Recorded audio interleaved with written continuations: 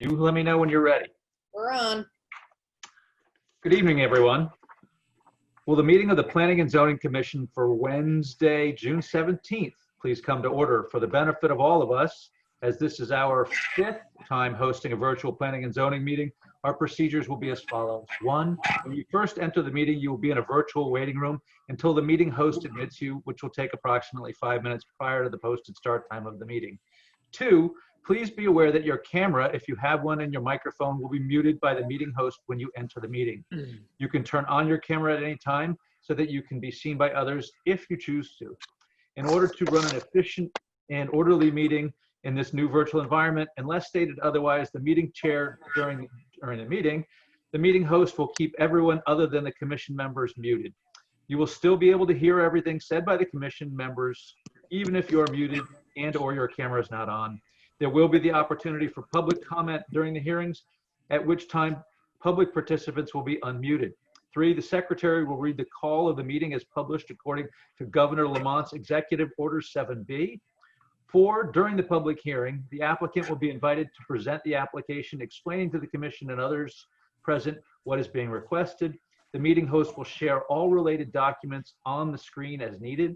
In addition, all applications and supporting materials for each application on the agenda are available through the public meeting calendar page on the town website, www.ci.guilford.ct.us, and also through a direct link on the planning and zoning page.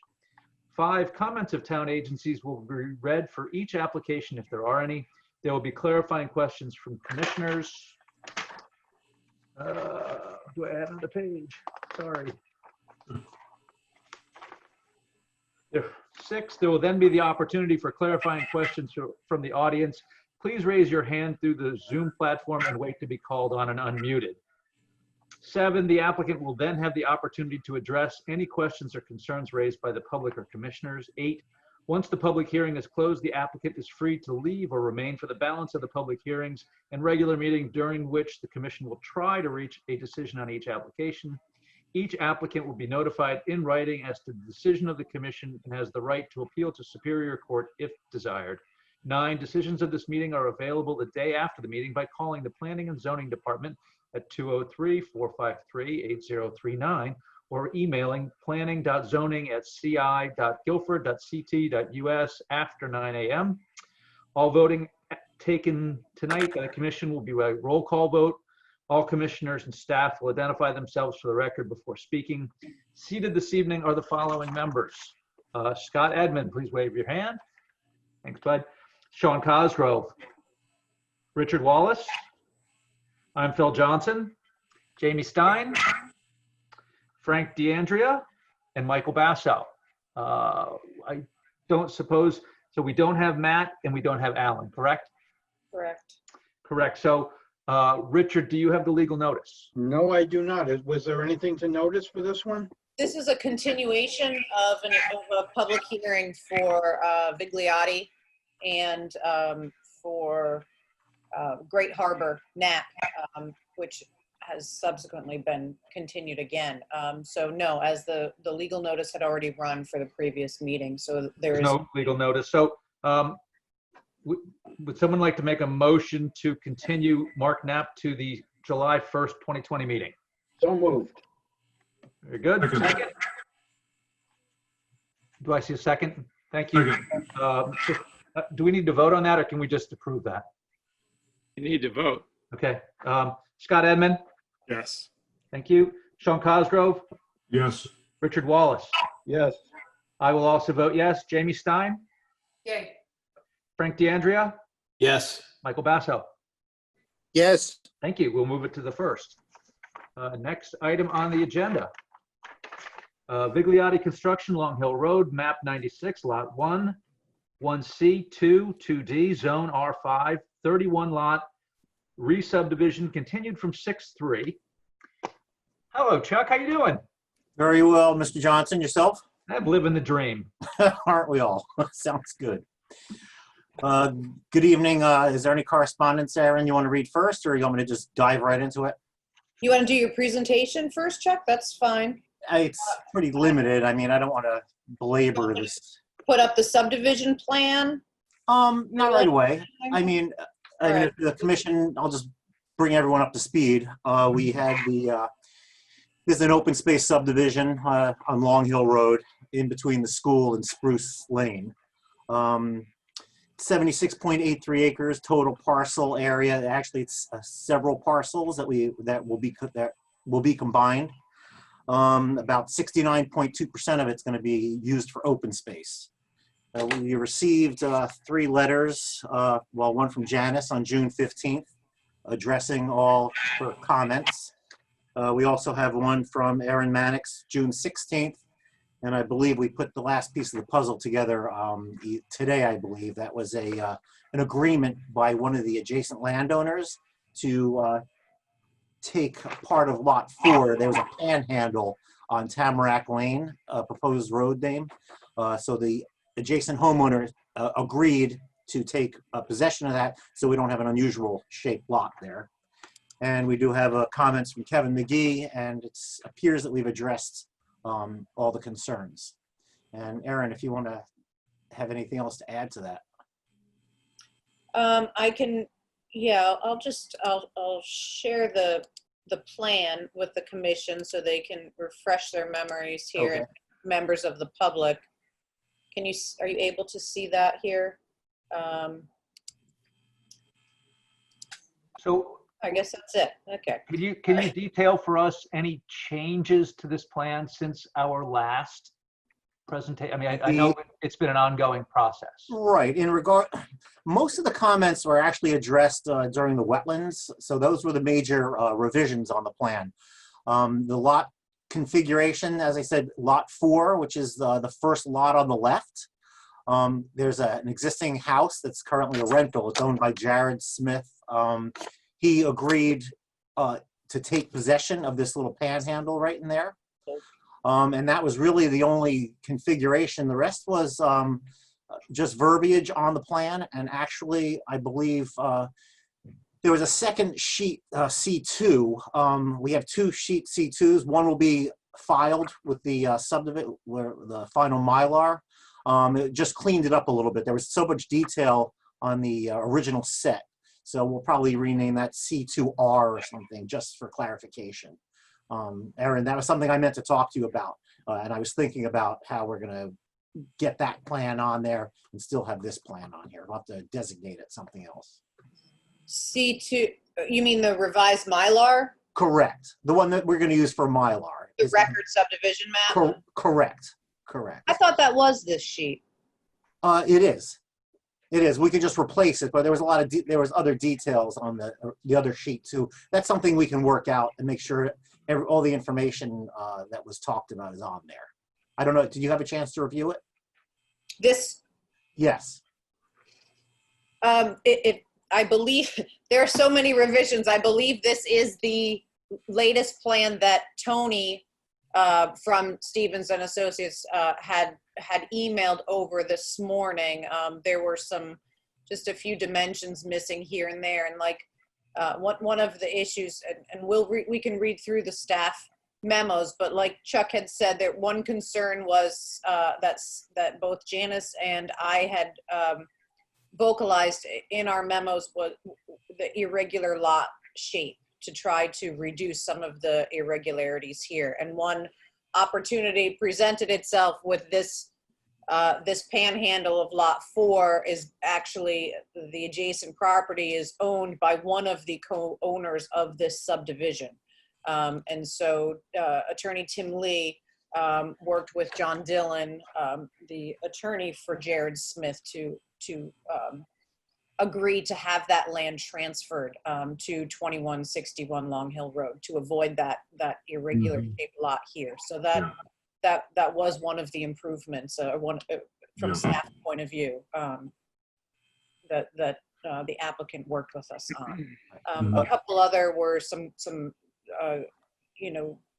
just changing language as far as where easements, who they were granted to easements, and also, just a few revisions to the actual grading around some of the detention basins. And those are in some detail sheets If the commission would like to see, or if there are members of the public here that want to see some of these detailed sheets, please let us know. We have them here. They're all part of the record to present. There are multiple pages, but they are available if anyone has specific questions beyond the concept of, at this point, this is the actual subdivision to create the 31 lots. In answer to your question, Mr. Chairman, this subdivision, the layout is actually exactly as has been presented in the past in regards to the lot lines and, like I said, detention basins, the crossing. Like I said, we had a pretty extensive review from Wetlands. Aaron, also, we show in the center of the road at the entrance, there's a barn that shows on this plan. That actually is gone now. There were two barns. So Yeah, they've been demolished. Lot 24 is gone as well. Correct. They were two small barns. I believe we sent you a Google Street View, which shows clearly that they're missing. Right. I knew one of them. I knew one of them was definitely coming down, and I couldn't remember if that was the one that Bill Butterly had taken down already or not. Yeah, they're both gone. So then maybe, prior to filing, those can, the one on 24 can be removed. Okay. That's fine. Yep. That would be easy enough. Yep.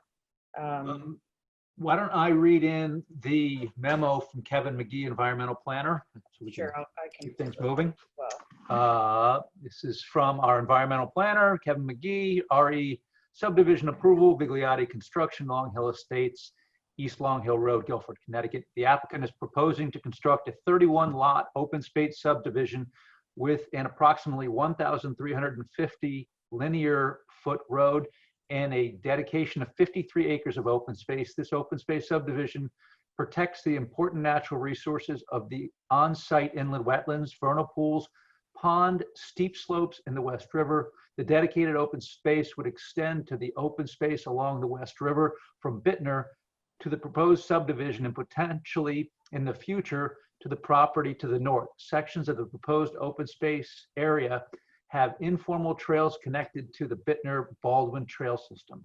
The applicant has completed the checklist to guide low-impact development best management practices and is utilizing several of the recommended practices. Stormwater management consists of roof leaders discharging into rain gardens, 3 water quality basins, and catch basins to discharge into 2 detention basins. The plans for the project have sedimentation and erosion control procedures that are in compliance with 273-97B, subsection 6 of the zoning regulations. Landscaping consists of native trees planted along the road. The property contains a pond, inland wetlands, and the West River.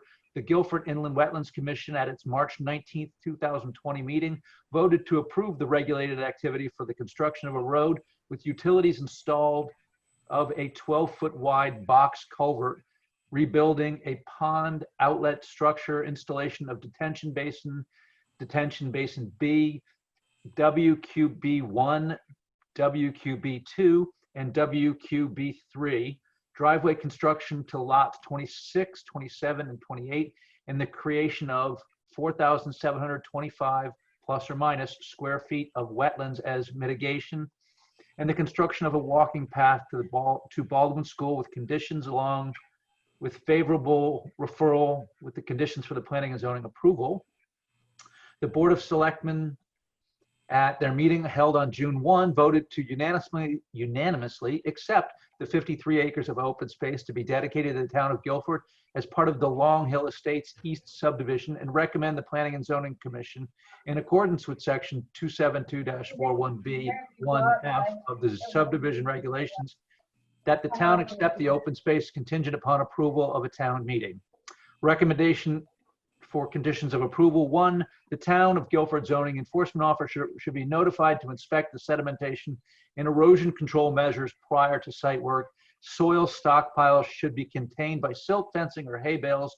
Soil erosion and sedimentation control measures shall be maintained until vegetation is established or suitable materials installed to the satisfaction of the zoning enforcement. A licensed engineer shall inspect the installation of the stormwater management basins. The engineer shall provide a letter to the zoning enforcement officer and town engineer certifying that they have been installed according to the plans.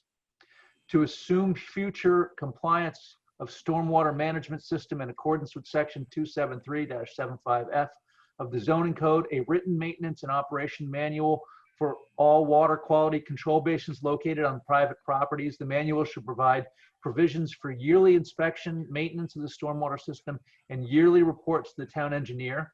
The maintenance schedule should include, but not be limited to, weekly, monthly, and quarterly inspections of catch basins, removal of accumulated material, non-native invasive species in the swales, and energy dissipators. The maintenance plan needs to provide a statement that the stormwater management plan will be reviewed annually so that inspection/maintenance requirements may be modified, and that any changes to the plan will require approval of the town engineer. B, as-built drawing of the completed stormwater system prepared in accordance with section 273-75F, stormwater management subsection 6 construction. The applicant shall file a maintenance covenant on the land as required by section 273-75F. Stormwater management section 7, maintenance covenants of the town of Guilford zoning code. 5, in accordance with the special permit requirements, Cape Cod curbing should be utilized from station 8+0 to the end of the cul-de-sac and allow for crossing of amphibians. Final plans show to be revised to show Cape Cod curbing. The natural diversity database, 6, the natural diversity database review of the property noted that the eastern box turtle and wood turtle are located in the area of the project site. As a condition of approval, the applicant should follow the recommendations in the August 5, 2019 Connecticut Department of Energy and Environmental Protection NDDB determination letter 201908311 dated August 5, 2019. Are we good with that? Can I ask a question? Sure. Yes. Okay. As far as the written and maintenance and operation manual for all water quality control basins, who's doing the inspections, and is this development going to create an association to make sure that these things are maintained according to the approval that we're potentially providing tonight? Yeah, I can answer that, I believe. And correct me if I'm wrong, Aaron. It's set up right now as the individual lot owners are going to be responsible for the maintenance, and that's going to be a covenant when they are deeded the property to ensure that they're aware of it upon purchase. And in regards to the maintenance inspections, I believe you can set as a condition of approval that we can monitor it for 5 years. There will not be a homeowners association regarded. These are all going to be individual lots. But that could certainly be a condition of approval that the reviewing engineer, or you can select, or an engineer shall issue a report at any time. Honestly, I can envision this just being ignored based on the fact that you've got multiple lots. Maybe one homeowner may be interested in this, but if no one else is, I'm just saying that this is almost an empty provision. So, quick question. So, are all of the basins, et cetera, on individually owned parcels, or are they all is there a common area that it's part of? Actually, there are two basins that are going to be homeowners' responsibilities, and that's on, let's see, I believe lots, let's see. So lots 3 and 4, those are adjacent to Spruce Hill Drive. Those are going to be owned by the 2 lots. And then on lot number 26 is also another privately owned drainage basin. Now, we went back and forth with Janice and the Wetlands Commission because we had this same argument, what's enforceable. So Janice didn't want to put a greater burden on the town in regards to the maintenance of these basins. And actually, Sean, if you go around town, maintenance on all these basins, Public Works, they have their hands full. It really just increases the budget. So I don't really, I don't really know what the answer is. So what we're doing and what we decided on earlier was to have like I said, the individual lots will have deeded. It's going to be written in the deed that they're going to be responsible for these maintenance for the detention basins, and whether it's enforceable or not, that, like I said, any of these conditions of approval, after time, I don't know what happens. I don't know how they're, you know, it gives Aaron an awful lot of work. Okay, my comment is that, you know, this provision states there's a manual. This provision states there's a maintenance schedule and quarterly inspections. You know, I mean, if this is not being monitored, this is an empty provision. It just doesn't mean anything. Well, that could be a condition of approval. I don't know about quarterly. That seems like maybe quarterly for the first couple of years, but that could be a condition of approval that we send the report to the zoning enforcement officer. But I think a challenge with that, Chuck, may be that as those individual lots sell, you don't have access to those properties. So, No, you know, I mean, but I understand that, but it could be written into the deed that that I don't know. right. This so- is a, Because we got into the same, I'm sorry, I didn't mean to interrupt you, but we got into the same thing with these rain gardens and the subsurface detention basins. So rain gardens are a great idea. Everybody loves them. UConn proposes them. It's best management practices for stormwater.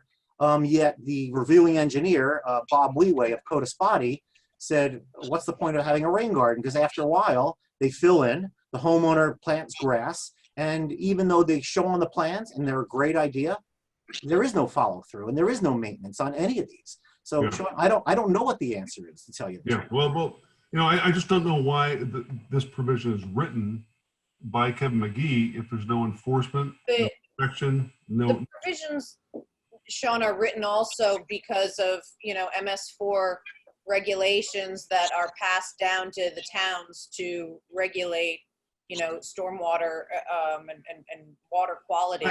And so in ways to do that, yes. So some of these basins on this, you know, it will be a town accepted road. And two of those basin areas or drainage, one large basin, and then the other is the actual detention. So what's happening is the town is, you know, accepting maintenance of this. I mean, that's what's happening. That's fair. That's fairly routine on most of these subdivisions when they have large detention areas within the town right of way or separate deeded areas. this is Tim Lee speaking. I represent Vigliotti Construction. My suggestion would be, if you're concerned with maintenance, right now it's lined up that the individual homeowner is going to be responsible for the maintenance. If you're concerned about their follow through, what we can do is we can include in the deed the right for the town, give the town an easement to maintain the detention basin if the homeowner doesn't, and then charge back the homeowner the cost of the town's maintenance. Right. But And that way, it will get, But that's an individual homeowner in a development of, you know, many lots, all of which contribute to the runoff that could require maintenance. Well, some of these basins are for specific areas. So they're located throughout the development. So one basin isn't necessarily collecting from all sorts of areas. So you know, the drainage patterns are directed towards different basins. And it was, Chuck is correct, that the town does not want responsibility for detention basins on private property. And that's not something that that we're looking to maintain oversight. I mean, as far as the deed restrictions, that is the towns, that's in our zoning regulations. It's also in the subdivision regulations for this is our current practice for maintenance covenants and agreements. And All right, Aaron, let's ask you this, and I'll include George in the questions. This type of thing, which is mandated, obviously, developments, have we had problems in the past with prior developments where this provision has been put in and the maintenance has been been done. I think you could look all over the place and see detention basins with invasive species in them. And yeah, it is the maintenance of them is, and maybe that's something as we're rewriting and looking at our zoning code and our stormwater management section of our zoning regulations to look for other opportunities to, and use our consultant and some other towns to see how they best, because it's not just Guilford. I mean, it's all over as far as maintaining I understand that. But areas. it's a provision that is empty on its face in terms of any kind of enforcement or monitoring. I don't even know why it's in here. It may be mandated by the state, but it's an element of approval. And I have a problem.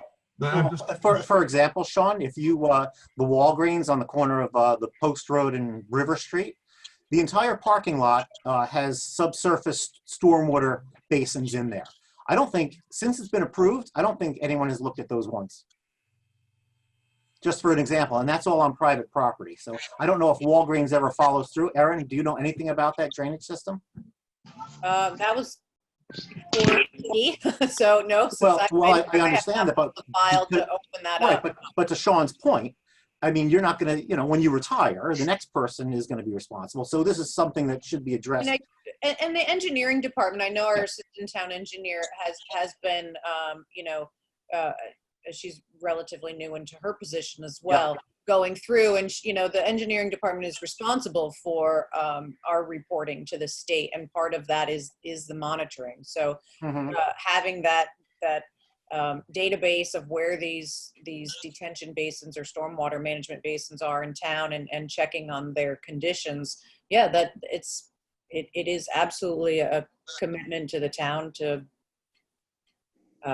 It's quite an undertaking, I guess, is what I'm trying to say. It's going. Absolutely. Even individual catch basins sometimes get full, and the town can't even address catch basins that are right on the road and readily available. So I don't know what the answer is, Sean. I really don't. It was something that was mandated. We were required to do this. That's correct. I'm sure, I'm not indicting Kevin here. I mean, I think it's probably a cut and paste. It's just something is put in because it's mandated. But I have a problem with something that has no meaning that we're going to approve. That's. It sounds like it's a bigger issue than just these 3 lots or this particular subdivision. No, you're right. You're right, George. It needs to be addressed at a higher pay grade than ours, probably. No, you're right. I have a question. Okay, we'll get to questions in a little bit, if that's okay. Yep. Thanks. So why don't Scott, you want to take the letter from the town engineer? For a subdivision in Guilford, right up over on Long Hill. This is the Planning and Zoning Commission from Janice Blazniak, town engineer, dated June 15, 2020. Ari Vigliotti Construction, Like a subdivision application for 2103 and 2131 Long Hill Road. what's that? It's on now. Could somebody please mute themselves if they're in a busy area? Thank you. I've reviewed and revised subdivision application for the above referenced project and offer the following comments. 1, addressed. Drainage basins A and B are managing stormwater from private property and will not be maintained by the town. Their configuration on multiple lots should be avoided once ownership and maintenance will need to be private. Drainage basin A should be consolidated into lot 3. Drainage basin B spans 4 lots and is too close to the house on lot 24. This basin should be consolidated onto 1 lot, lot 26. If consolidation onto 1 lot is not possible, then clear easements and responsibilities for maintenance should be filed on the town land records. Remove notes from plans and record subdivision plan referring to the town for these easements. 2, addressed. Stable surface gravel driveway access to the water quality basin 3 should be provided for future maintenance by the town. 3, agreed by developer, add as condition of approval. Complete engineered construction documents for the control structure and culvert shall be submitted to the engineering department for review and approval prior to the construction beginning.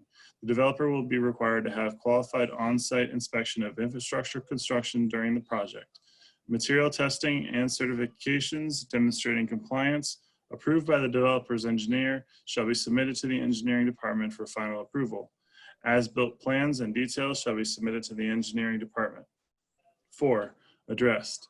The water main should be placed within the paved section of the road in order to not interfere with street trees, guardrails, and other guardrails, and other infrastructure and utilities that will be installed behind the curb. The location of fire hydrants has to be shown on the development plans prior to the approval of the subdivision. Their location should be coordinated with the requirements of the fire marshal. 5, addressed. Provide details for the construction of all the utilities within the town right-of-way to be installed by the developer. 6, addressed. Per section 272-31.d of the subdivision regulations, quote, lots with long appendages or panhandles or lots with extreme irregular shapes shall be prohibited. This applies to lots 4, which should deed that strip along the proposed road to M96 L01C and lot 23, which should have that strip along the proposed road made part of lot 24. Number 7, addressed. Provide a new utility pole and streetlight at the intersection of the New Road and Long Hill Road. 8 has been addressed. Show gas line on SC-1 stream profile through 3-sided box culvert detail. Number 9 has been addressed. Add a crosswalk at intersection of New Road with Long Hill Road with handicap ramps called out on plan. Provide an updated detailed stop bar with crosswalk markings. Number 10 has been addressed. Clarify that the old drainage structures and pipe in the Long Hill Road at the intersection of the New Road are to be removed and new catch basins and pipe are to be constructed. A detail of that area may be helpful. Number 11 has been addressed. Remove plate number 6, detail on page C13. Number 12 has been addressed. Combine the curb cut and their driveway for the lots 24 and 25 on Long Hill Road, since they are so close, and lot 24 has an access easement over lot 25 anyhow. Number 13 has been addressed on sheet C3, extend sidewalk to the intersection of the paved road at Spruce Hill with note to construct a handicap ramp. Number 14 has been addressed on sheet C2. Why is there a 10-foot drainage easement and sightline easement beyond the entire right-of-way line for the new road? Who is that for? Why is it necessary? Number 15 has been addressed. Remove the note, proposed sidewalk from the bottom left of record subdivision map. Number 16 has been addressed. Add condition of approval that all easement documents will have to be approved by the town attorney and filed on the land records along with the record subdivision map. All easements should be currently shown on the record subdivision map, including who they are in favor of. For example, easements on lot 13 in favor of lot 12 and in favor of the town are not shown on C2. Note that the town will not be responsible for the maintenance of the driveway for lot 13, just the right to pass. Driveway easement on lot 15 in favor of lot 14 is not shown on C2. Easement documents will have to be provided for review by the town's attorney and file on the land records along with the record subdivision map. So these have all been addressed. Yes, they have. Aaron, we're good with that? What's that? Have these all been addressed? Yes, that's what, Okay. all those red updates are from Janice, that yes, they have been addressed. Just getting it on the record that yes, they have, fine. Yes. Aaron, would you like to read your own memo? Sure.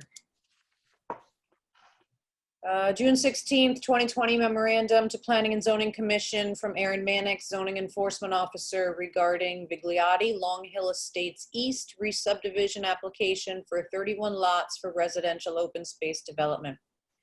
This application is before you in the second phase of review as a re-subdivision following your approval of an open space special permit in October 2019. 8 conditions were included with the approval of special permit included into tonight's record. At this time, the applicant should be prepared to address conditions 2, 5, 6, 7, and 8. And please see my June 16th updates in red. Number 2, all septic systems shall be designed by a professional engineer. Additional soil testing is required for design purposes as required by section 273-215F of the zoning code. That's been provided by the applicant.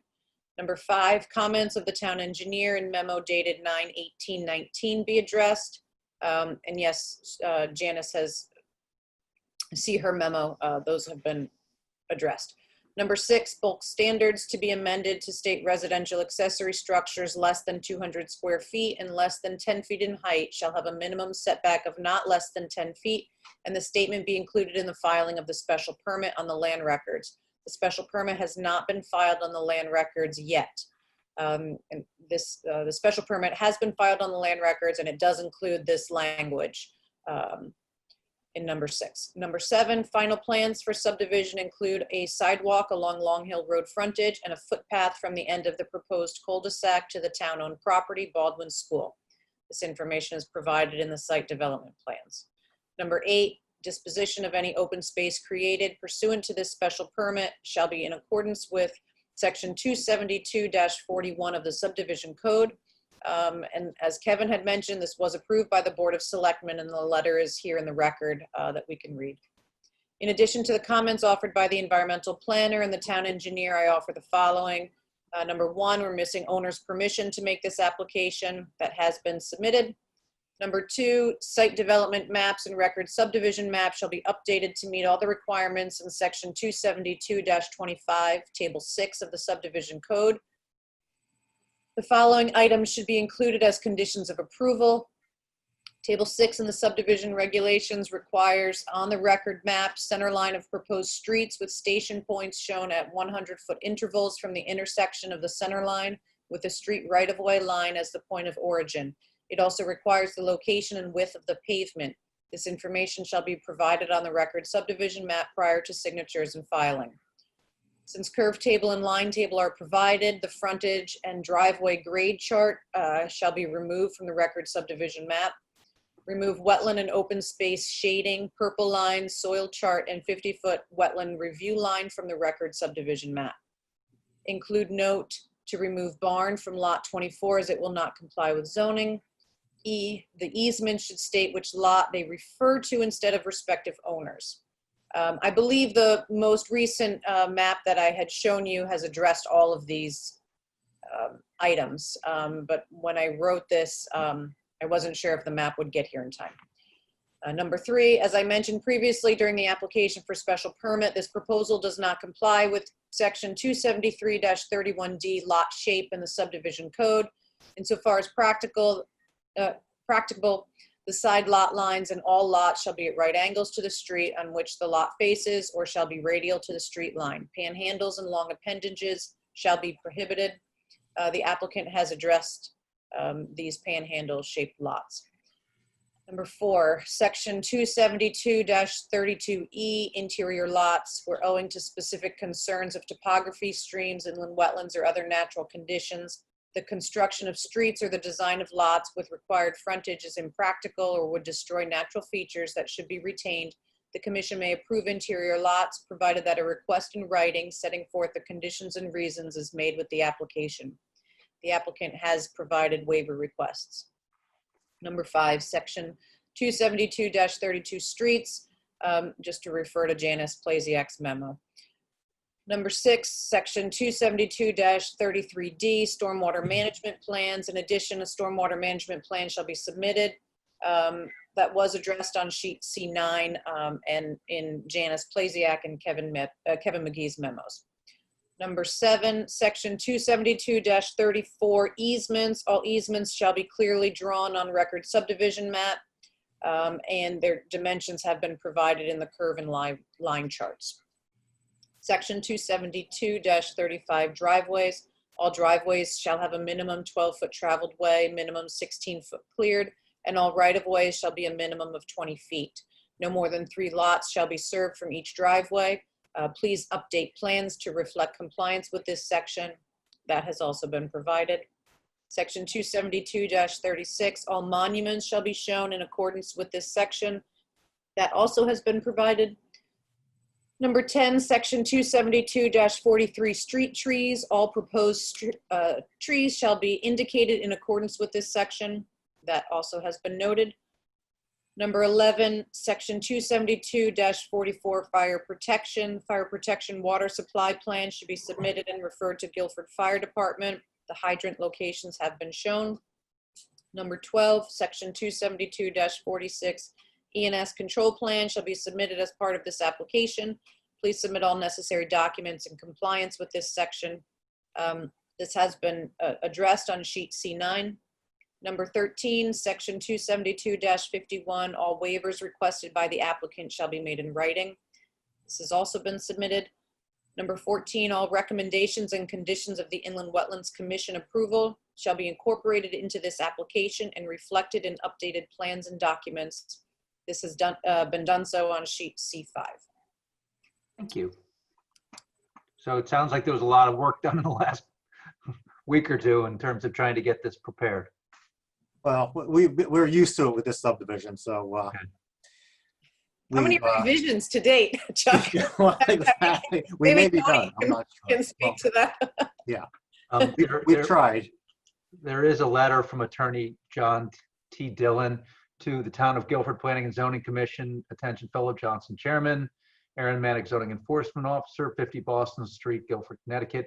I represent Jared E. Smith, owner of the real property located at 2161 Long Hill Road, Guilford, Connecticut, 06437. Jared E. Smith hereby consents to the transfer to him of a section of the proposed Lot 4 of an open space subdivision planned by Vigliotti Construction on land presently owned by Nancy Petra, Jared E. Smith, Jeffrey B. Smith, and Matthew E. Smith, owners of said parcel. See attached map section. Signed, John T. Dillon. Okay, so that was the transfer of that small slice. It has not been transferred yet. It's Right. to be transferred, yes. That is the area there, yes. All right. What else do we got? As far as additional information to submit, I do have the letter from the Board of Selectmen just to submit to the commission that has come in from Matt Hoey, letting you know that the Board of Selectmen had acted to accept or recommended acceptance of those 53 acres of open space. Is there a planned date/time for the town meeting on this?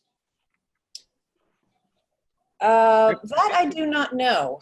Kevin George, mentioned. have you heard is that?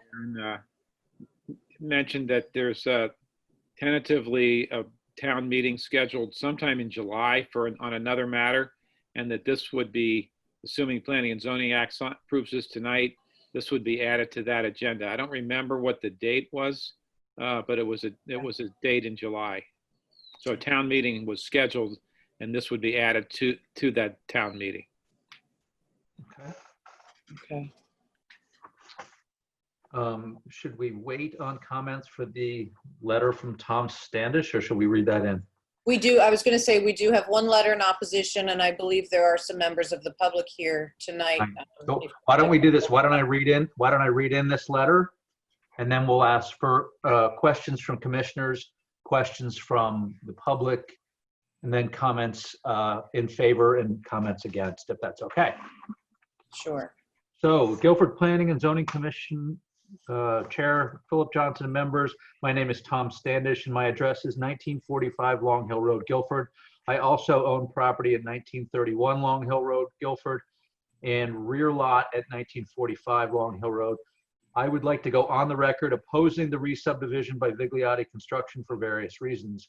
This subdivision does not conform to the zoning regulations for an R5 zone in terms of lot sizes. About half the site size of the required lot size for a front lot and a third the size for the rear lot.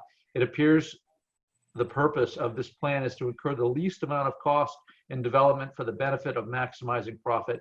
Across the street from where this re-subdivision is located, 3 homes built by Vigliotti Construction that do not fit into this area. 3 cookie cutter homes sit right on top of one another, and only difference is the color of the siding. Looking at some of the most recent subdivisions such as Sage Hollow, Spruce Hill, and Next Road, not named, heading north after Spruce Hill, you will find very attractive lots, layouts, and very attractive home. This should be the character of the neighborhood and what future development should follow. I would encourage the Guilford Planning and Zoning members to walk down those developments and see what responsible development should look like.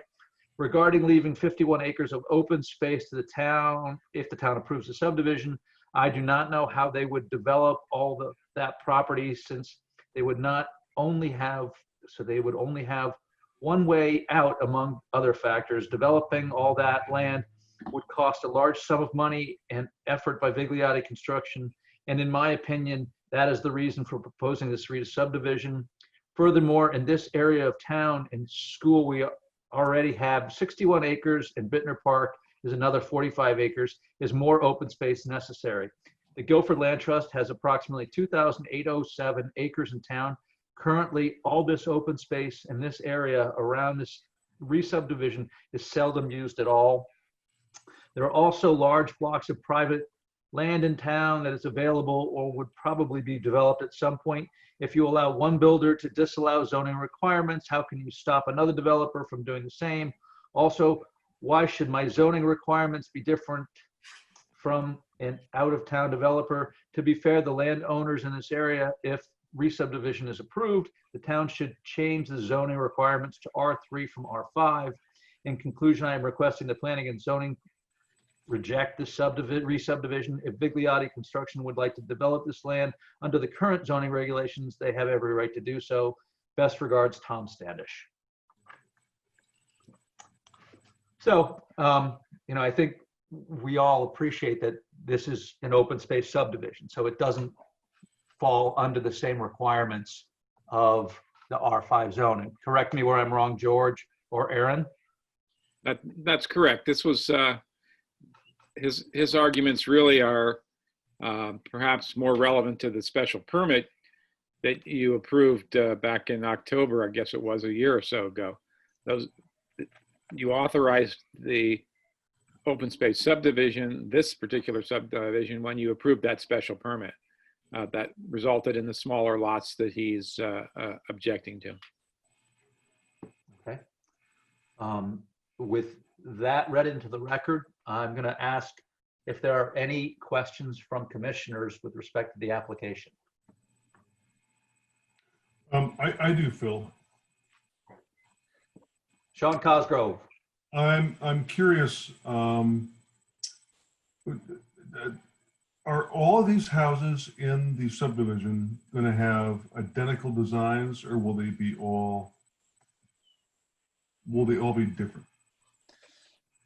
Actually, if Frank Vigliotti is online, if he can hear, he can unmute himself. Frank, are you there to talk? I can. Yep, I'm here. Yes. How Okay. you doing, everyone? Yeah, good. Did you hear the question that? Yeah, I did.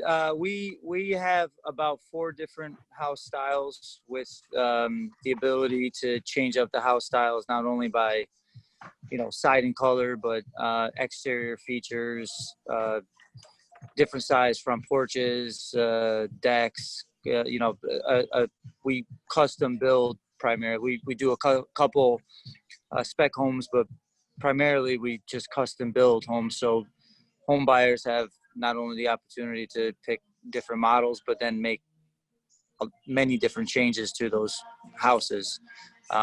So we have 4 different models with the ability of, changing bonus rooms, front porches, windows, siding, different kind of siding, stonework. So, I did a subdivision in Brantford, finished about 2 years ago, and out of the 4 models, only 2 of the models were chosen and there's 16 homes, and you know, they all look different. They have all different features. Some have an extra garage, some have a different porch, some have a different, you know, front facade. So, you know, that's, even though there's only 3 or 4 models, it's going to look, all the houses are going to look different. That answer your question, Sean? Yes, it does. Thank you. I have a question. Who, I'm sorry. Oh, Michael Basso. Yes.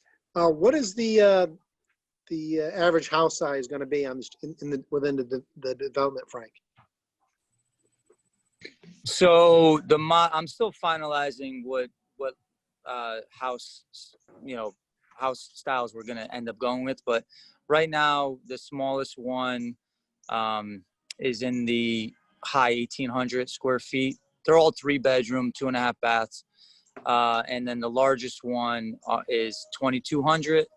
But that's without a finished bonus room. So depending on the bonus room size and, you know, the possibility of expanding the bonus room with a full shed, you could add anywhere between 350 to 550 square feet to those numbers. So it could be anywhere between, you know, 1,860 square feet to 2,800 square feet. And then, you know, if someone has a custom design or in the subdivision I was referring to, a couple that I finished a couple of years ago, some of the homeowners decided to enlarge the whole house by 2 feet in depth, 2 feet in width, so which adds, you know, 200 to 400 square feet of the house. So we're able to, with these homes, to customize them to really do anything, and obviously it'll all comply with zoning regulations and building regulations, but we have the ability to really do anything. So basically, if somebody came in and wanted to build a 2,800 square foot house, that footprint on that lot size won't look funny, won't look too, they won't be coming back for a variance from Zoning Board of Appeals, saying, you know, I need some. Yeah, I can answer that. No, we will not be coming back for any variances. There is no hardship because we have an open space subdivision. So in regards to that, we're also subject, I believe 17 of these lots are going to go back to inland wetlands for review. So they're going to be subject to more scrutiny besides that. So we should have just about finished plans prior to development, obviously, for wetlands. The other thing is the health department also will limit the size of these due to the septic systems. We will have public water, but the septic systems will dictate, and the soil conditions will dictate pretty much the size of the house. And the footprint that you see on here, we just put basic squares, but I believe a lot of these will be, we will not be going back to ZBA for any of these. And that 2,800 square foot house I was referring to has the same footprint as a 2,200 square foot house. It's just the bonus room is could be finished and could have a full shed in the back and such. So it's the same footprint. Thank you. Richard. Mr. Mandel, how long approximately is this road going to be, Tamarack Road? About 1,400 linear feet. Okay, thank you. Are there any other questions from commissioners? This is Jamie. Yes, Jamie. Question.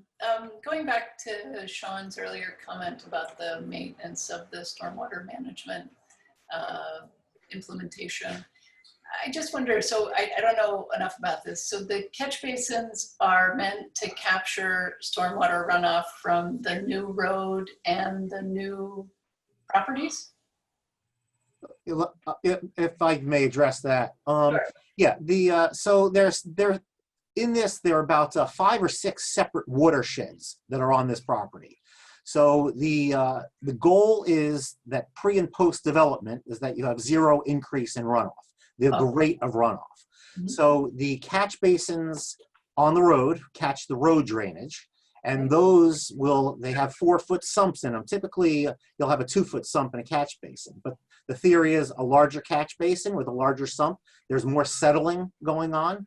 So it traps more sediment right at the point of where the 1 drop of water drops into the basin.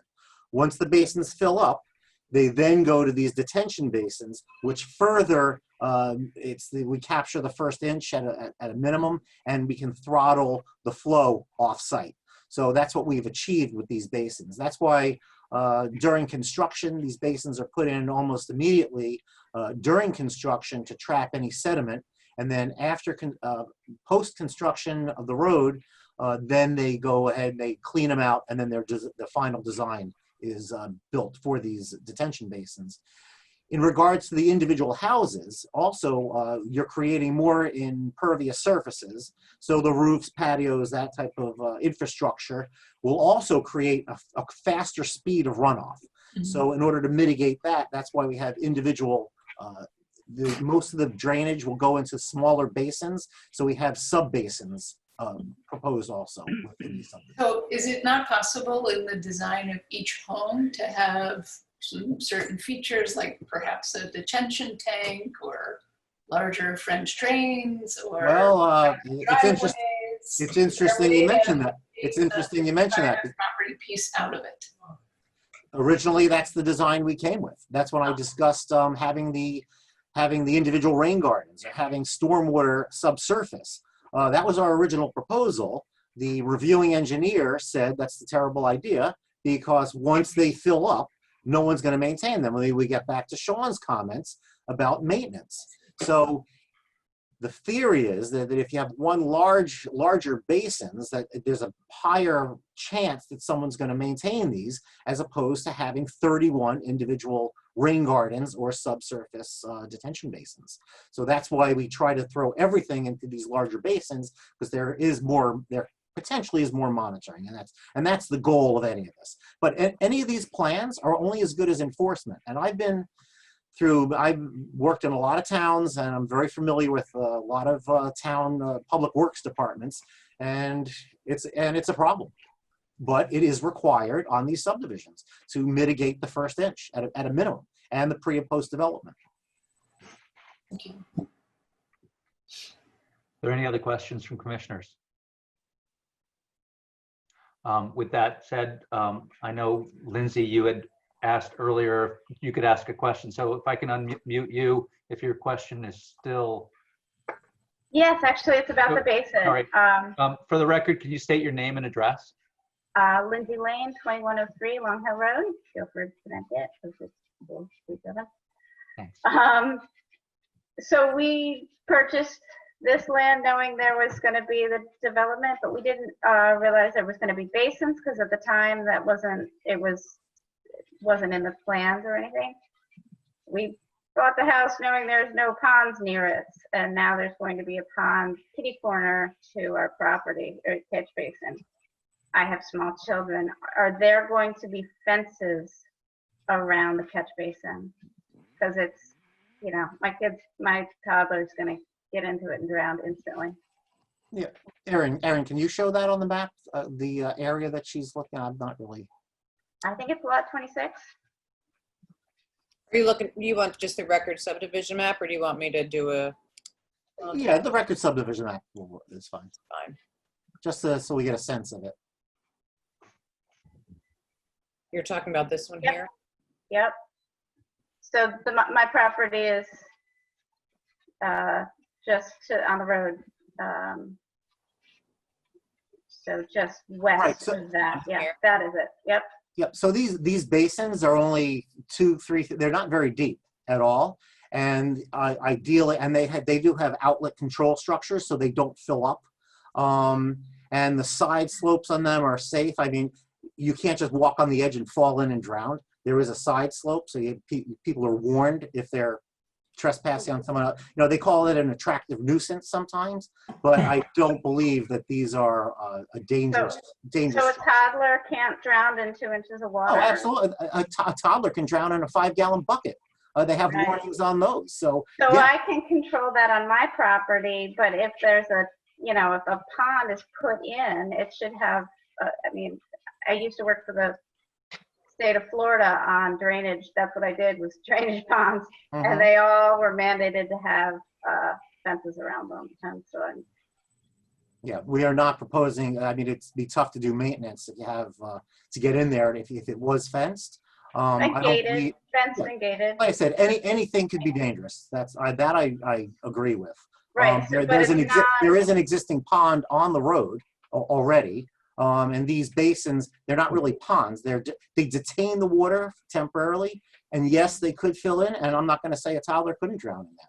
But I'm just saying it's highly unlikely. But there are many hazards that exist there. You have the West River. I mean, and it's going to be an open space subdivision. So anyone could wander back there.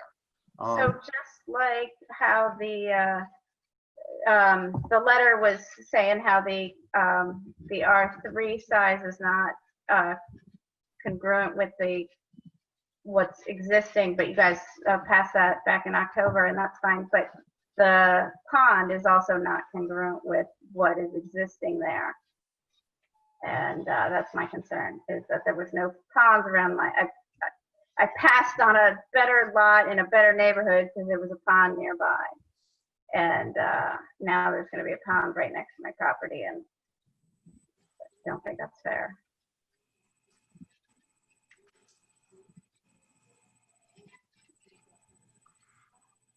Okay.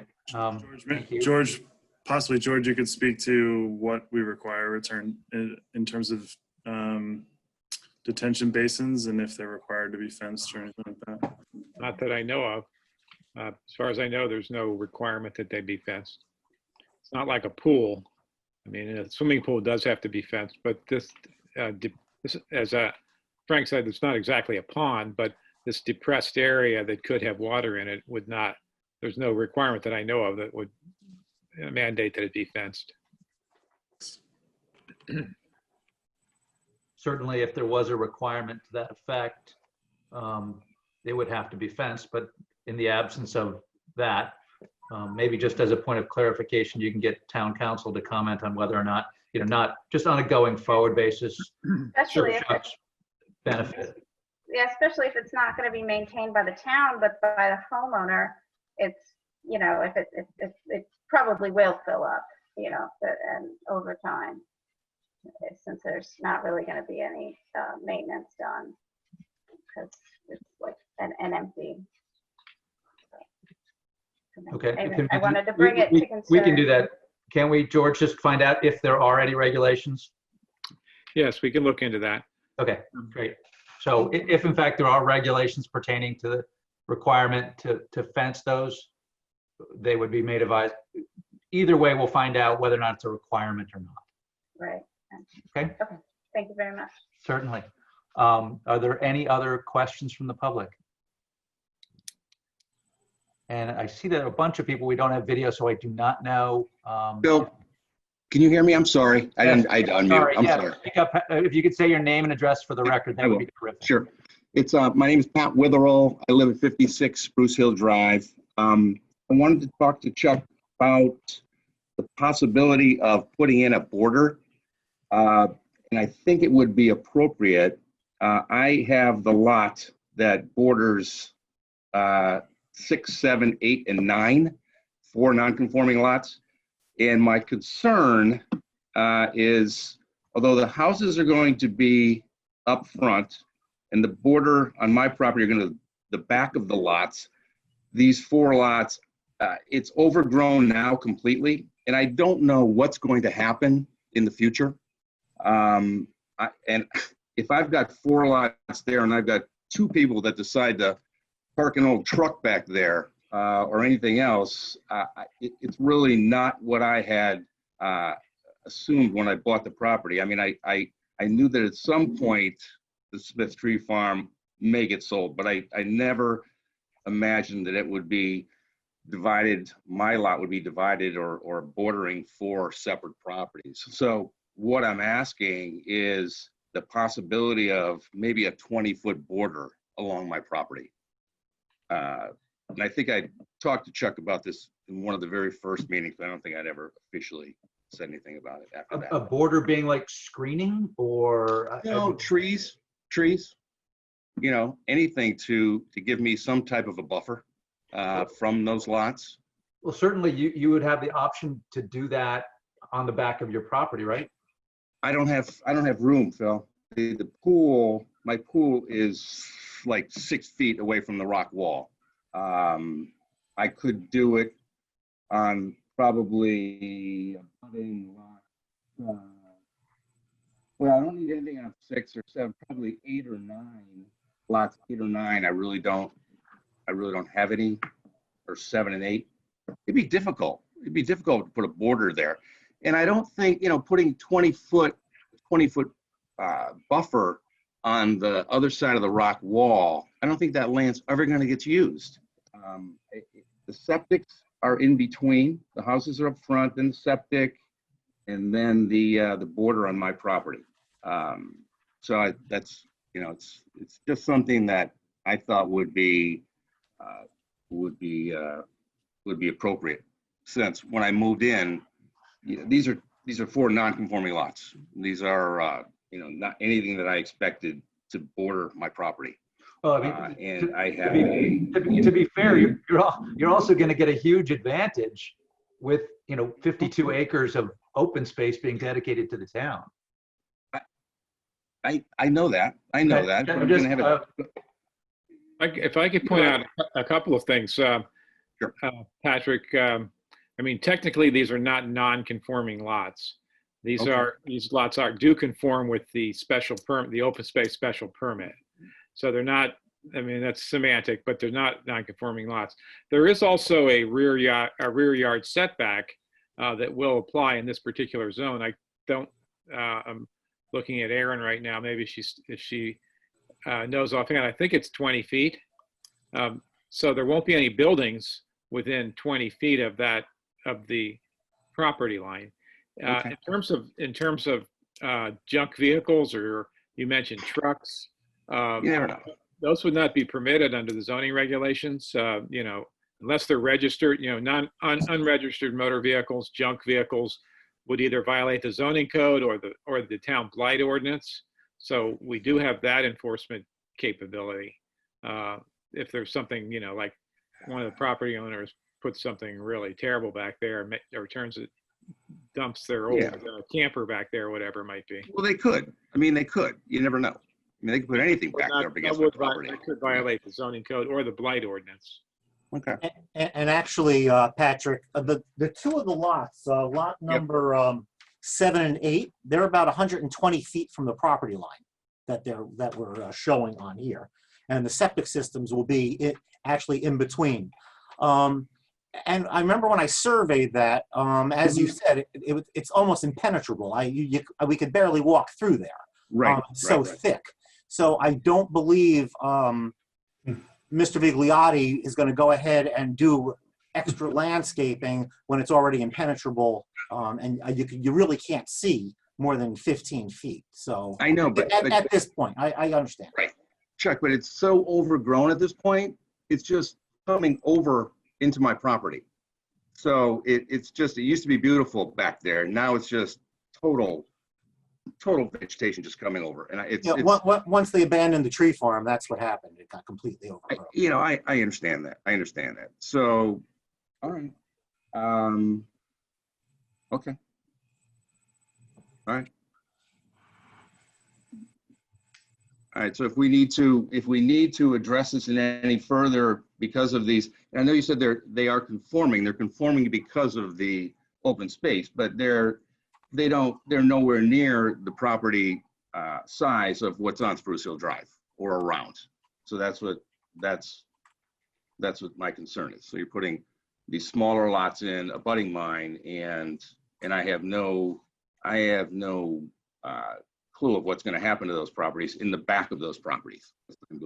And if 1 or 2 of those people decide to use that back property for something that is unattractive, it's just not going to work. It's not. And you say that there are laws about what's put back in that property, but I've been on Long Hill Road. I see a lot of things that go on in yards on Long Hill Road, and they haven't been addressed at all. So there's the possibility of things being put up against my property that are not going to be attractive at all, and what I expected when I moved in. So. Well, I That's would my- certainly, if anything like that were to happen, I would encourage you to contact Erin. Okay. And just, and trust me, she's been a great addition to the team in terms of being very proactive in terms of addressing those things. Okay. But it usually has to be as a result of somebody bringing it to your attention. So, and I Right. would encourage you to, I hate to make you the police, but to remain vigilant because you're the most impacted person, as you said. I am. If I may also, Patrick, just as you've noted, from what I'm seeing on the subdivision map, lot 6 and 9, their rear yards do fall within the 100-foot upland review. That dotted line is here. So those rear yards are regulated from the Inland Wetlands Commission, and tree removal and clearing up to the property line, that would be included as a regulated activity. So they would be subject to permits with the Inland Wetlands Commission. Now, lots 7 and 8 are outside of that, but I did just want to at least let you know that 6 and 9 are covered from a wetland standpoint. All right. As well. I'm sure you can understand my concern. I mean, there's 4 lots abutting, and I don't know what's going to happen on the rear end of those lots. So, and anybody who owns that property, they can do what they want, and I'm sure they could be within laws, whatever. But The setbacks are 15 feet from Okay. the property lines in this zone. So just to clarify, right. we did have that question. All right. So the Thank side and rear yards are 15. Are there any other questions from the public? Again, I can't see either Tony or Susan or MB. So if in fact you'd like to speak, I can unmute you, or you can unmute yourself. Other than that, I will ask for any comments in support of this application. Put a sidewalk in, it's gonna go right up against the curb like the rest of Long Hill Road. Susan? Hi, Susan. If you could state your name and address for the record, that would be great. Hi, my name is Susan Tebow, and we just moved into 2131 Long Hill Road.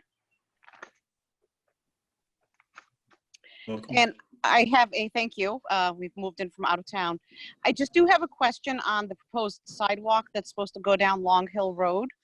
And if it's slated to be in front of our home is like surrounded by, this proposed development. And the specific question I have is there are historical concrete hitching posts that are on the street side, which clearly are on the town property. But I'm wondering if there's any way that those can be preserved if a sidewalk does go in across the front of our yard, because they kind of belonged with the old original farmhouse. Chuck, can you potentially address that? I mean, that it's really up to the Vigliottis whether they want to relocate those or not. But if they have the machine out there, I don't see any problem with, if you're okay with it, with relocating those onto your property, so they can be under your control and protected. Okay, I do believe that if a sidewalk went in, they would actually go. The sidewalk would go on the inner side of those concrete posts, and the concrete posts would be on the street side potentially. So right now they are in the town right of way. Yes. So they're under the control of the town. That was really never any comment by the, this is the first time we've heard any comments regarding those posts. It sounds like something you Susan, that you should address with the town engineer. Because okay. So that's Janice Plasiak. Yes. Yes. Okay. And that was only the only question that we really had, other than sharing the concerns about the catch basin that's in the southeast side of our property, and potential for any children to get in there. We have 2 small children. We are fencing in our property, but it just is a concern. Sure. And again, I think we're hopefully going to get some answers from town council as to whether or not, what are the requirements for protecting or not of those types of basins. Okay, thank you. Certainly. Are there any other comments either in support or against this application? No further comments. I do not have any type of motion in front of me. Or do we, at this point, do we close the public hearing, George? Yeah, you want to close the public hearing and then see if we can find the proposed motion somewhere when you get to that place on your agenda. If you're not, I guess you are there, We are there. but you need to close the public hearing. All right, would someone like to make a motion to close? So moved. A second? Second. Thank you, Richard. Do a quick vote. Scott Edmund, Yes. Sean Cosgrove, Yes. Richard Wallace. Yes. I will also vote yes. Jamie Stein? Are you, sorry, just give us a thumbs up. Sorry, I muted myself to put my son to bed. Yes. Thank you, Jamie. Frank DeAndrea, Yes. Michael Basso. Yes. Thank you. All right, the public hearing is closed. I don't have the motion. Aaron, do you? Or I do. Richard Wallace, would you please consider making a motion? Okay. Voted that the Guilford Planning and Zoning Commission approve a subdivision application for Vigliotti Construction for a subdivision known as Long Hill Estates East, map 96, lots 1, 1C, 2, and 20, as shown on residential open space subdivision Long Hill Estates dated 4/30/19. It's revised to, do we put today's date in there, Aaron, or? Yes. Yeah. The latest revision is 6/17. 6/17/20, prepared by Thomas Stevens and Associates Incorporated, 11 sheets. The application is approved with the following sub-conditions. That prior to approval of a building permit for any lot, the open space be conveyed to the town of Guilford and accepted at a town meeting. 2, see the conditions by the Director of Health dated May 18, 2020. 3, see the conditions of the environmental planner dated June 15th, 2020. 4, see the conditions of the town engineer dated June 15th, 2020. I'd like to add also Aaron's comments dated today. The application is approved based upon the finding that it conforms with the special permit approved on October 18, 2019, and with the subdivision code of the town. That I think we also need to act on the waivers requested. As we discussed before, they are redundant to the special permit, but the applicant has formally requested the waivers, as Aaron pointed out. So if you could include that in your motion, just to be totally correct, that would be the proper course of action. In addition, include the conditions recommended by the town engineer and the environmental planner. I'm not sure if that. Right, that was. They're in there. You read those. Yeah. Okay, sorry. So do we need to actually add that as a condition, is approval of the waivers? You can incorporate that in your motion, I think, in one motion. So Richard, why don't you just do that? You don't have to go And over. number 5, see waivers granted by the commission, but to the applicant dated today, That's fine. being the 17th of June, 2020. Would someone like to second? I'll second. Thank you. Discussion. Personally, I think this plan has come a long way. It's obviously the first of the open space subdivisions. I think the town will be granted a terrific piece of property that I think which abuts other properties and will be terrific. It's not the easiest parcel, and I know we've put Chuck through the ringer, but we appreciate all your efforts. Anyone else have any comments? I'd like to echo Richard. what you said, Phil. We've been at this one for over a year. And the applicant seems to have not seems to, has actually taken to heart all the recommendations of town staff and addressed them as specifically noted by the town engineer, who had the most concerns over this project to begin with. Sean, any thoughts, or Scott? I would only, Go ahead, Sean. I would only add that, the point I raised earlier about the the maintenance and where the responsibility falls for the maintenance it's going to be an ongoing question. Problematic, to say the least.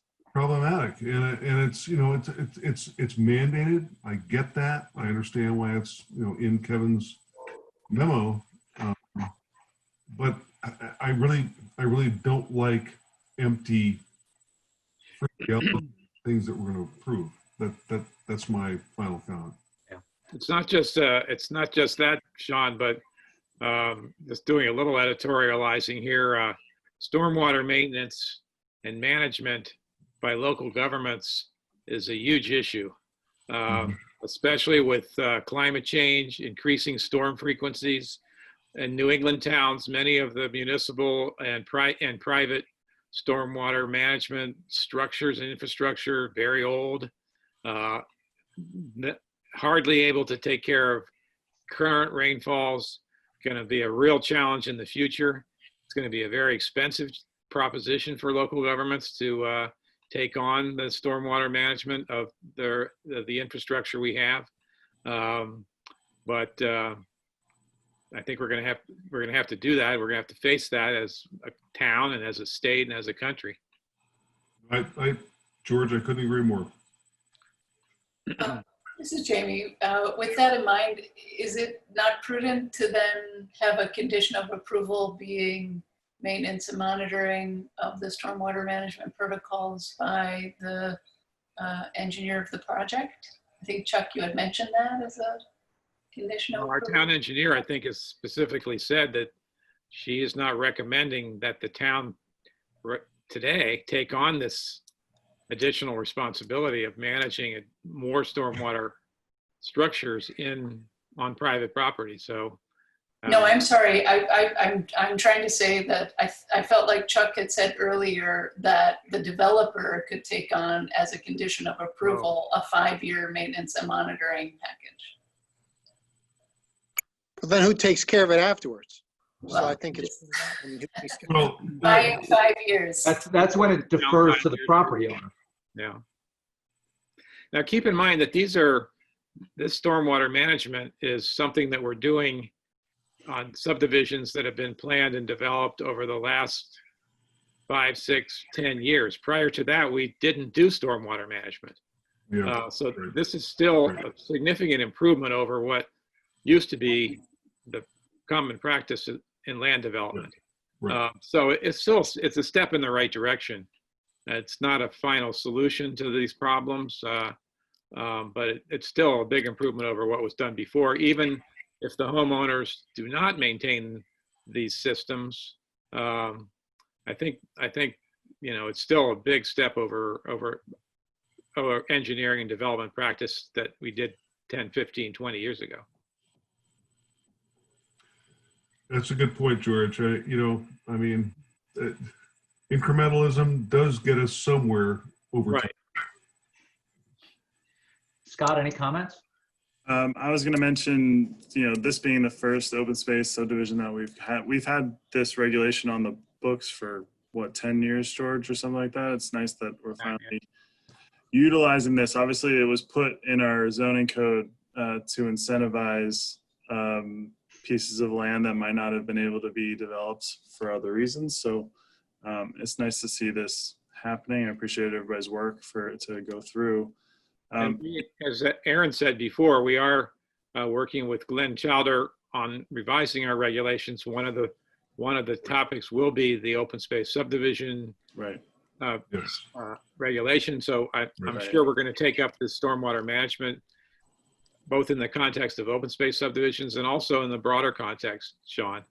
Well, I really do think that we should, as we do that, we should take on board our experience, Right. our real-time experience with other developments that either have not had stormwater management, have had stormwater management, absent any maintenance. And I just, take all that into under advisement. Right. Yeah, I also wanted to mention, I commiserate with the letter that was read in the record. I commiserate with the confusion that results from these open space subdivisions. I'm not sure how we might be able to be a little bit more clear about how it works, how, as a result of the open space subdivision, the zoning code for these specific parcels are adjusted. I don't know if there's a way to better explain that to neighbors so that the understanding is a little bit more clear. But that's something we can look into going forward as well. And then the last thing is I commiserate with the discussion about the look of the neighborhood in the subdivision. As somebody who's background in architecture and home construction, there's a certain amount of people that find those subdivisions to not be very pleasant. But there's also a certain sector of the population that buys those houses and is totally happy in a neighborhood like that. So while I commiserate with the people that might not like these types of neighborhoods, there's plenty of other people that are buying them. So that's about it. Yes, Richard. Just another, I don't think it needs to be a conditions, but is there any mechanism that we can get back to Lindsay about the fencing? We will. Thank you. Are there any further comments? I got a comment. Yes. No, I feel Patrick Withall's request for trees. I live in an open space area where, it's hard to get, people are cutting down trees. The town isn't going to enforce it. So by having the builder put his, if he wants a 20-foot barrier, put the 20-foot barrier of trees in for this property owner. Because in the future, you never know who's going to live there.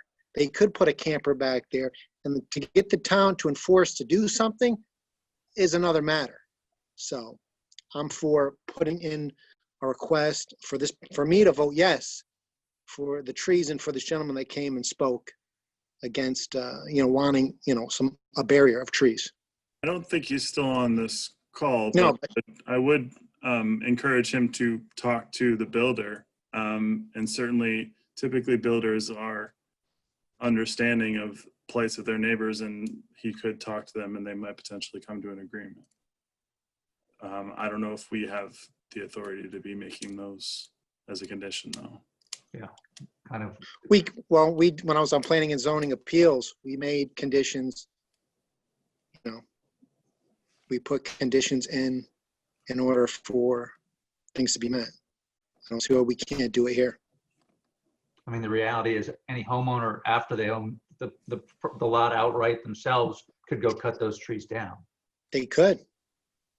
So, but you can't really legislate morality on someone, and hopefully, they're as interested in maintaining their privacy as everyone else is. So, well, so with that said, we have a motion and a second. Everyone okay with me calling the vote? Sure. Okay. Scott Edmond? Yes. Sean Cosgrove? Yes. Richard Wallace? Richard, you're muted.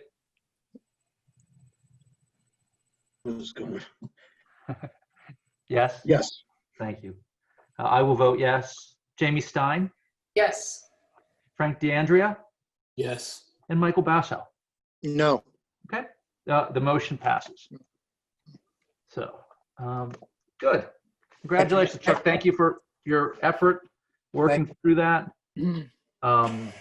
That closes our deliberation of public hearing items, regular meeting. Thank you very pending much. applications. And sorry, George, do you want me something else I need to do? No, that's Chuck saying thank you. I didn't say anything. Okay, thank you very much. Have a good night. Thank you, everyone. Applications that are coming. So this is Just set and receive. So I'll receive, these are all for July 1. Garrett and Laura Dell, 3062 Long Hill Road, map 108, lot 1-3, zone R8, special permit for construction of two-car garage and breezeway, set public hearing for July 1. Town of Guilford, Noble Bridge, Colonial Road, coastal area management for bridge reconstruction, set, receive and set public hearing date for July 1. Kalpesh Patel, Mooya Burgers, 1919 Boston Post Road, Unit 210, map 79, lot 35, zone. Special permit to revise sign package by allowing additional sign on the side of the building. Receive and set public hearing date for July 1, 2020.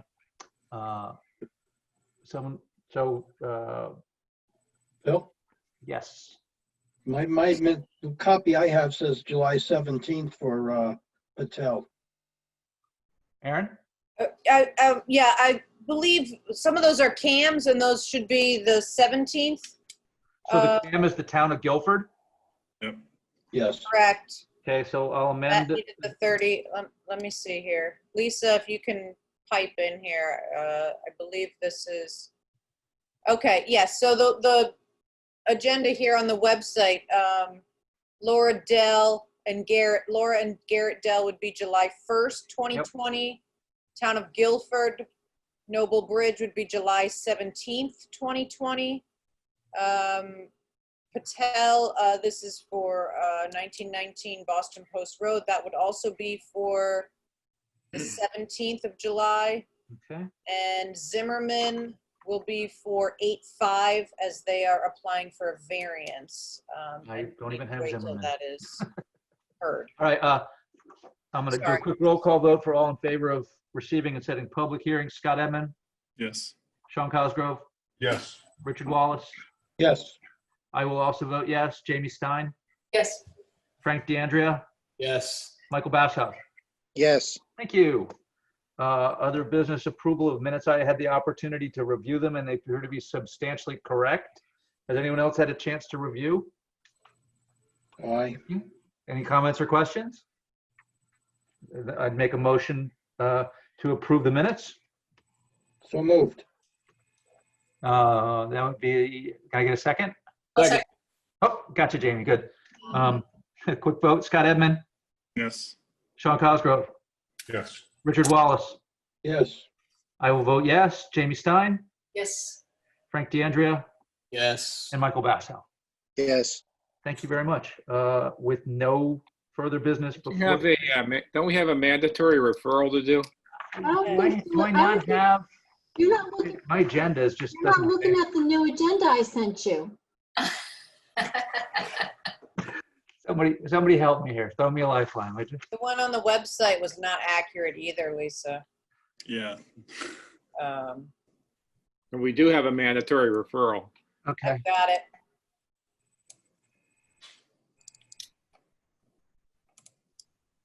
Yeah, Let's see. didn't get it.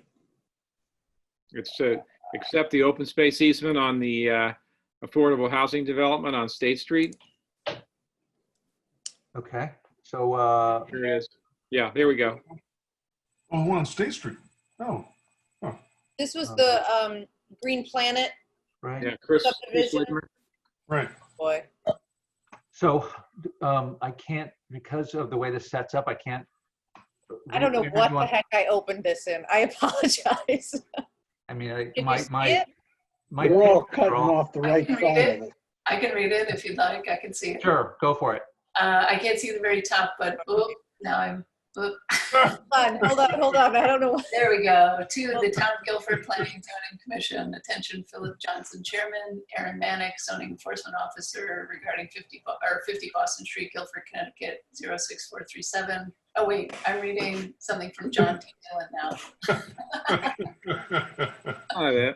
Hold on a second here. We had it, Aaron, you had it up for a minute. Yeah, it was No, there. It was, and it was legible. I got it. I've got it right I here. got it. Hold on, ready? Much Dear clearer. Philip, in accordance with Connecticut General Statutes 8-24, I'm forwarding the following request to you for your consideration at your June 17, 2020 meeting. Mandatory referral. The Board of Selectmen at its June 15, 2020 meeting recommended the Planning and Zoning Commission under CGS 8-24 the acceptance of a conservation easement for Great Hills Estates located at 376 State Street. Thank you for your consideration, Matthew T. Hoey III, First Selectman. So This is in accordance with your approval of the plans for that project. right. For that, yeah, So it's for the subdivision. Right. Right. Yeah, is it for just the back lot? we just make a motion to Or is it for accept the the whole property? conservation easement.